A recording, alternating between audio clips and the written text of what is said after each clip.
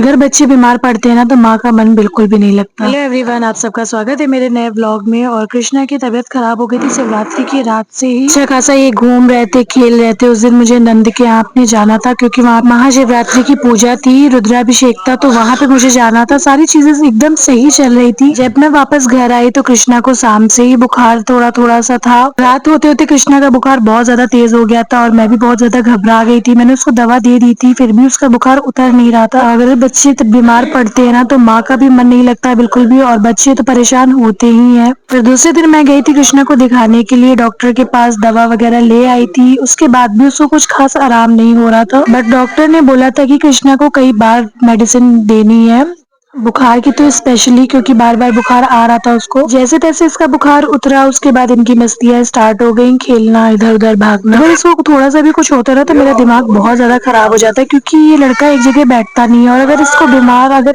और अगर ये बीमार पड़ते हैं ना तो एकदम शांत हो जाते हैं, जिसकी वजह से ये ना ही खेलते हैं और ना ही खाना वाना खाते हैं। कृष्णा के पापा भी बहुत ज्यादा परेशान हो रहे थे जब उन्होंने सुना कि कृष्णा को फीवर आ गया है। और मैंने एक सूट मंगाया था मिंत्रा से, वो आज मुझे रिसीव हो गया था। और मैं सोच रही हूँ कि यहाँ से जाऊँ तो 2-3 सेट कपड़े जरूर लेकर जाऊँ अपने और कृष्णा के, क्योंकि वहाँ पे शॉपिंग पॉसिबल नहीं है। मैं मार्केट जाती हूँ ना तो ये इतना ज्यादा परेशान करता है, जिसकी वजह से मैं कोई भी खरीदारी नहीं कर पाती हूँ। इसलिए जितना हो सकता है मैं यहीं से शॉपिंग कर लेती हूँ। और आप लोगों को तो पता ही है कि मुझे यहाँ की मार्केट ज्यादा सही लगती है, क्योंकि बचपन से ही मैं यहाँ रही हूँ। और रही बात ऑनलाइन पार्सल की, तो वो तो मेरे नोएडा में भी आते रहते हैं और यहाँ पे भी। हम लेडीज फ्री टाइम में रील स्क्रॉल करेंगी या फिर ऑनलाइन शॉपिंग करती हैं। सेम वही काम मेरा भी है, कुछ ना कुछ मैं मंगाती रहती हूँ, कभी अपने लिए कभी कृष्णा के लिए।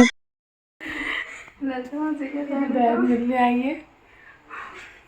छोटी देखो कितनी ऊंची करी है इसने। Top net. उसके बाल देखो और मेरे बाल देखो।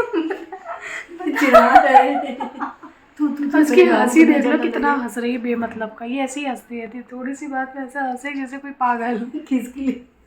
ये थोड़ी सी खिसक गई है। इंटर का पेपर देना है ना इसको।